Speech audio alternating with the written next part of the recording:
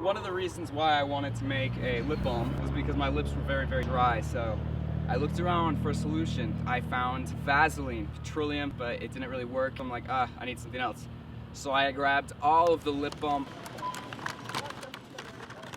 they wrecked my lips and made them dry.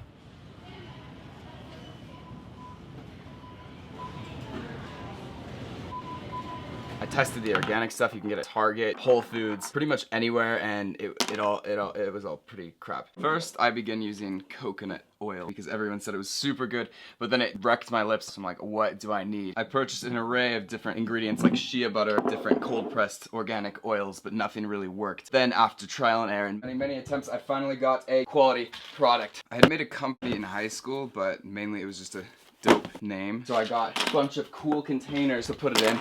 Despite being plastic, I wanted a quality product with like 3 ingredients that would actually heal people's lips. I tried to make it as aesthetic as possible. After that, I realized plastic was sort of really bad. This is closest I could find, and it's covered in some nice, tasty plastic. I was excited to get this one. Then I just realized I already use hemp. It's sort of just a waste of plastic, but it is renewable energy and fair trade, so I guess this is the closest thing to my own, even though there's like 15 ingredients. Smelling this, it smells like a York peppermint treat or something, so that's a little concerning. It's not that chalky. Yeah, hopefully this is some good shit. So it's really kicking in. Right here, mine, I feel almost nothing, but that sort of hemp is like a stinging sensation, so it's sort of uncomfortable. It's okay, see if it does anything. In the meantime, while this is taking effect, let's go look at the effect of pollution on the environment as I put on my capitalist sunglasses, which degraded the environment, but this is for science, so it shouldn't really matter as much. Western Pipe Coaters engineers.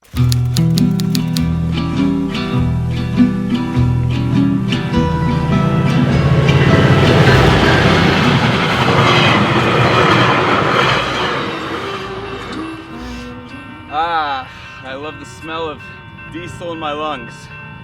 Well, other sources are the sky shooting off some strange colored liquid, and then we have this. Over to my right, we have a steel mill.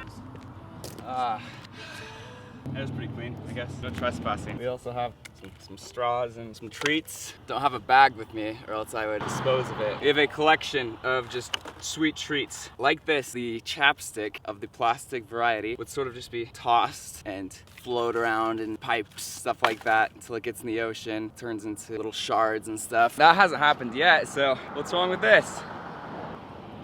What's wrong with this? You know, it's not killing me yet, so why should I change chapstick to paper if it's not, you know, killing me yet? No one lives on the side of the road, right? No one lives here. Why can't I just have some play toys that I discard right here? I can recycle it, it's okay. It'll turn into some tasty bottles of Coca-Cola. Behind me, we have a feat of capitalist engineering. They get natural resources such as, you know, dinosaurs and ore, stuff like that, and then they just burn it into the sky, providing good, clean coal energy for the rest of us so we can breathe in our nice, safe, cozy homes without worrying about asthma or lung conditions. For some reason, when I come here to take photos, they tell me I'm like not allowed, and they'll press charges. I don't know what's up with that. It's a nice building, so they built in the perfect location with all kinds of, you know, free treats, all of this. I mean, this is glass, so it's recyclable, but technically plastic's recyclable too, I guess. So while Utah Lake is just right by, we have beautiful buildings like this to keep us company. Since there are toxic algae blooms in Utah Lake, dope.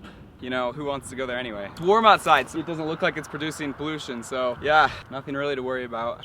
But you want to go boating or something, you're contributing to environmental degradation from pollution from your boat and the gas. So these guys really aren't that bad. Here's some more treats I still found, just lying on the ground.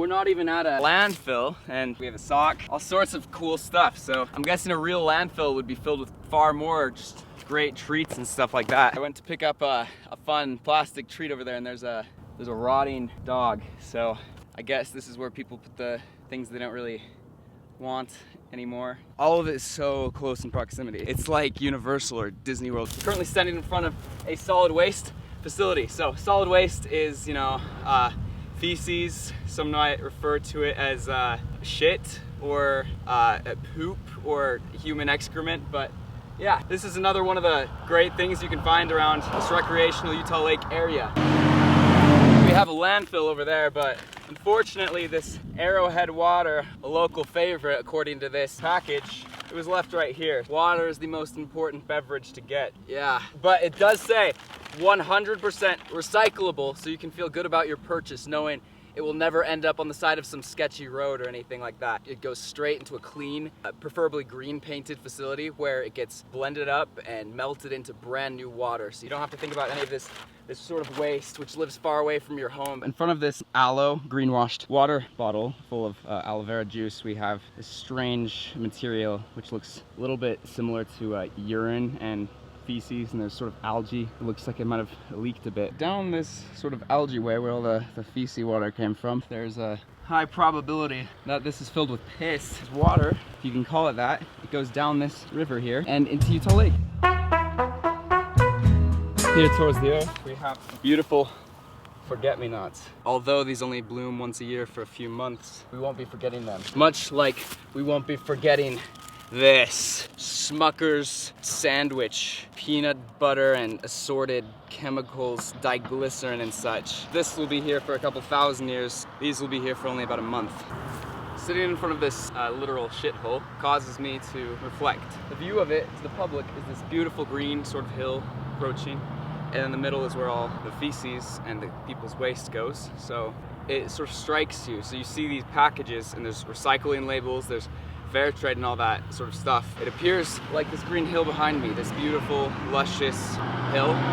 But at the end of the day, things you recycle mainly end up in landfills on the side of the road and in areas like these where they pollute the water and poorer communities around. This is why I decided to not only make a few ingredient lip balm that wasn't garbage, but I wanted to make one that didn't degrade the earth and the air we breathe. And you know, I didn't know there was a market for this sort of selling feces, I guess, but we live in a capitalist-free market, so I guess you can sell whatever you want. Aside from human waste, we have the garbage transfer center. There truly is a green hill far away, and here it is at the waste plant, where all of your things that you buy, things that come from the store that you thought you wanted, this is where they all end up. So fast fashion, really anything gets dumped here, and if it doesn't, it ends up on the side of the road. What I wanted to do was eliminate the waste while providing a product that works, that isn't made of petroleum or palm oil from trees killing orangutans and stuff like that.